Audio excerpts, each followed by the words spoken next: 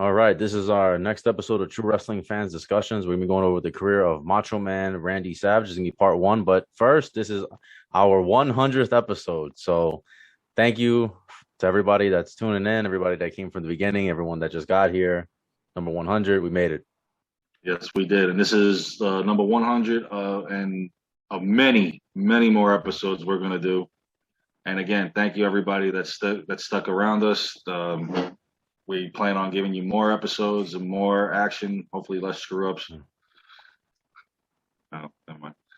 Anyway, let's get into this.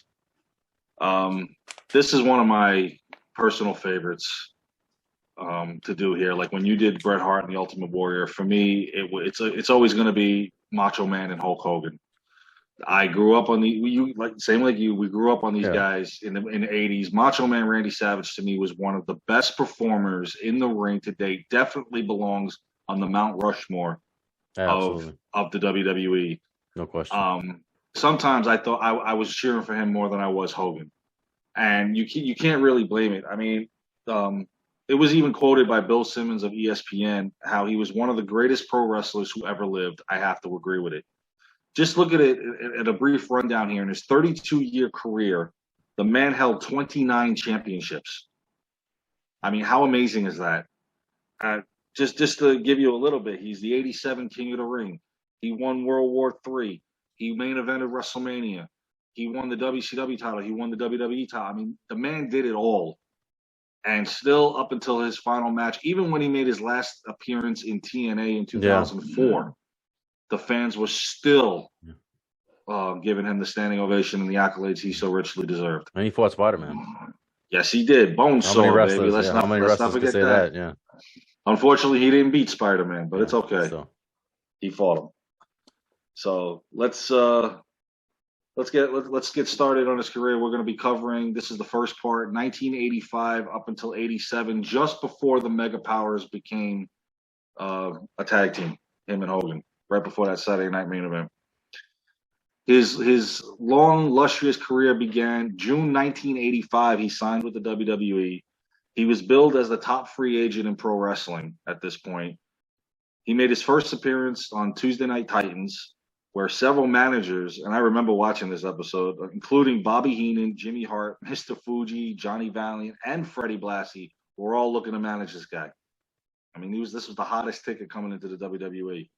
They offered up their services. He declined all of them and chose Miss Elizabeth to be his valet to the ring, who happens at that time it was his wife, his real life wife. The thing about Macho Man at that point is that he was already seasoned because he had already wrestled. I think he started wrestling in '73 after his baseball career didn't really work out. Yeah, I'm sorry, I forgot to mention that his short baseball career with the St. Louis Cardinals. And again, you know, he came from wrestling royalty with his father, Angelo Poffo. I mean, even his brother, Lanny Poffo, was pretty good in the ring. Not to the caliber of Savage himself, but still. Yeah, his father started his own territory. Yes, back in the days where you weren't supposed to do that. Like there was laws, unwritten like laws, and with the territories, and they had their own like renegade territory, their own promotion, But that led him to I believe he started wrestling. It might have been in Memphis, I think, and he started wrestling against I think it was Jerry Lawler, I think, back in the day before he came over to WWF, and he made a name for himself, and that's why you said he was like a hot free agent coming in, and one of the biggest signings for Vince McMahon in 1985, definitely. Yeah. And so, his gimmick, how they build his gimmick was a crazed, egomaniacal bully who mistreated Elizabeth. Well, that's the only thing I didn't like about it, but it went along with the gimmick. How he used to treat her, like he would always put his fist up to her when he got mad and stuff. And you can't do that anymore. No, you can't. And I mean, I'm sure it was frowned upon back then, but not as much. No, but as far as a gimmick, like people were fine with that gimmick, like back then, like you couldn't do that gimmick. It definitely wouldn't go with the crowd this time, unfortunately. Yeah. But it fit the character, and what's funny is when he one of the first couple of times he came out, he always had like that Tarzan type wrestling outfit that he would come out in, It didn't last long, but it actually fit how he was, He almost was like like caveman he like. was the wild man before the wild man. Exactly. Yeah. And it worked for him. Mm-hmm. I mean, even when I honestly believe he was one of the first guys that, even though he was portrayed as a heel, the fans still found a way to cheer for him to the point where Vince just got like, all right, he's a Well, babyface. it happens later on, but Yeah. also we got to give credit to Elizabeth. The reason why, or part of the reason why he started getting cheered too, is because of Elizabeth.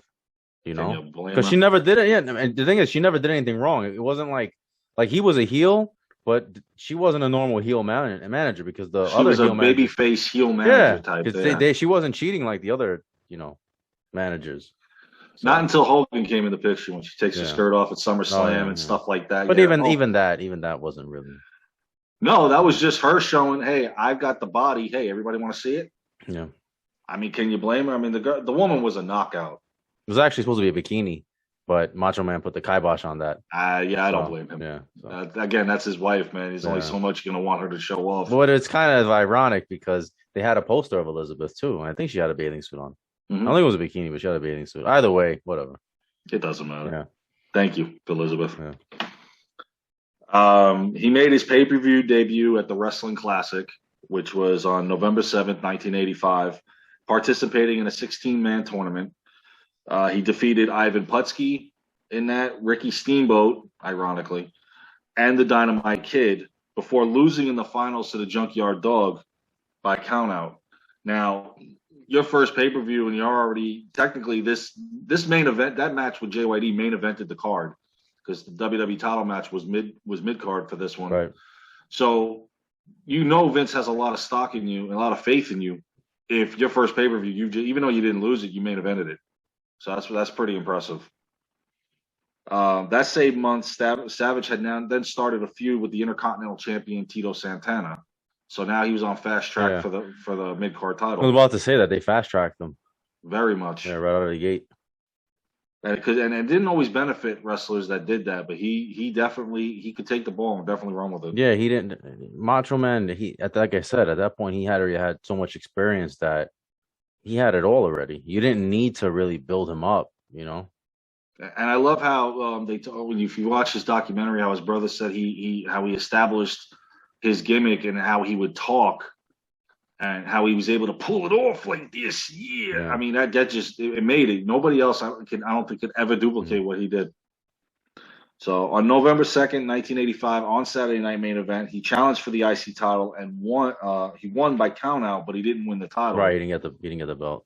So this was signs of things to come. So he had a rematch for the belt on February 24th, 1986, on Primetime Wrestling, and Savage won the title at the Boston Garden. This is also thanks to Danny Davis, because at the time, Danny Davis had not only screwed the British Bulldogs out of the tag titles, but he also screwed Tito Santana out of the Intercontinental title. Well, I think Macho Man had something in his tights, right? He had like brass knuckles or something. I think he pulled out of his tights. Yeah. And then he hit. Yeah. When didn't he? Yeah. So. I mean, come on. So over the course of 1986, Savage held 3 countout victories over Hulk Hogan, as well as feuds with Bruno Sammartino and George Animal Steel. And that Bruno feud, it brought the best out of both of them. Even though Sammartino, his career was going downwards at this point, that one last feud with Randy Savage really brought out everything that he had left. And it was a tremendous feud. And quite honestly, there were times, and I watched, they had a steel cage match at the Garden for the Intercontinental title. And I really thought for just a brief second, obviously now knowing he didn't, that he could have pulled off winning that Intercontinental Championship. Yeah. So that was a great feud to help build Savage. Yeah. You know what was interesting with the Hogan matches? Like the IC title wasn't on the line, but it was only the world title was on the line. So like, that's for whatever reason, that's well. Plus, they were also trying to see, okay, here's the biggest name in our company. Let's see what you can do with him. And he didn't disappoint. Right. No, absolutely. Signs of things to come later on. So the only feud I didn't like, and this has been well documented, is just George Animal Steel. I mean, even though George Animal Steel was a well-renowned wrestler through the 70s and 80s and a guy you'd want to work with, I just didn't see the appeal to the feud. It just that was just and it was a little like comedic. Yeah, definitely, especially with WrestleMania 2. Yeah. So during this time, Savage also formed a tag team with semi-retired wrestler Jesse the Body Ventura. So I thought that was cool. I had seen a tag team match with the two of them. It was all right, but you definitely could tell Jesse was on the way out too. Yeah. So Savage's feud with Steele began on January 4th, 86 on Saturday Night Main Event when Steele developed a crush on Elizabeth. I love that. That's the only part actually of the feud I loved watching because he would like try to pet her. Right. Yeah. And this is the first time he actually saw her not scream but get scared. Right. Yeah. Like you got this Neanderthal coming up to you, and it was a little creepy. Again, and like you said, comical at that. Yeah. So, as a matter of fact, we just did a Saturday Night Main Event where that actually, I think we just did that match. At WrestleMania 2, Savage beats Steele. Again, not my choice for challengers for that, but it is what it is. To retain his Intercontinental title. He later resumed his feud with Steele in early 1987, culminating in 2 IC title matches, both won by Savage. Thank God. I know, right? I mean, at this point, they've got a plethora of mid-card athletes. Why rekindle the feud with them? I don't know. So his biggest year, as we go into now to 1980, this was 1987 is one of his biggest years. I think 87 through 89 were the highlight years for him before even 91, 92 comes around, which were also big for him. But 87 to me was one of his biggest years. Oh, without a doubt. At WrestleMania 3, which we've said that his match could have very well been the main event of that card. He defended the Intercontinental title against Ricky the Dragon Steamboat. After 19 two counts for this, Steamboat pinned Savage to become the champion, ending a near 14-month reign for Savage. Now, to give you a little backstory to this match, the match was extremely choreographed, as opposed to on the fly, as they would put it, nature of most wrestling matches at the time. Reason why I say this is Savage was always a stickler for detail. We knew this. He would work out every part of a match with his opponent prior. He went a little bit further on this one. He had Steamboat actually staying at his house for several weeks as they did every part of the match from the beginning to end. They worked on everything so that it was absolutely perfect. He had like a list of like move 1, 2, 3, 4, 5. Like he had it. Yes. All written out, and they had to memorize them. They had to memorize each move. And it was cool that Steamboat, was willing to do this with him. Right, yeah. Not everybody would have been, but then Steamboat's getting over on it. Not only that, Steamboat's a great wrestler himself. Definitely. In his own right. I like all those like near falls because it was like you're watching and you're like, wow, these guys are really trying to win this match. Like there was drama to it. You didn't know which fall was going to be the last fall.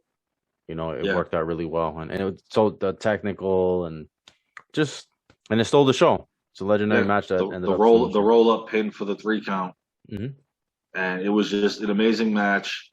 Probably never could be duplicated. Even if they tried to do a rematch, I don't think it would have been nearly as good as the first. But in any event, this match was named 1987's Match of the Year by both Pro Wrestling Illustrated and the Wrestling Observer. So I mean, this was again this match definitely stole the show at WrestleMania 3 besides Hogan and Andre. This is what sent Randy, up. Yes. This catapulted into the next stage. Even with a loss. Yeah. So, and then to pad his resume even more, on September 4th, 87, that year, they held the King of the Ring tournament where he beat Nikolai Volkov in the first round, jumping Jim Brunzell in the quarterfinals, Danny Davis in the semifinals. How he got that far, I have no idea.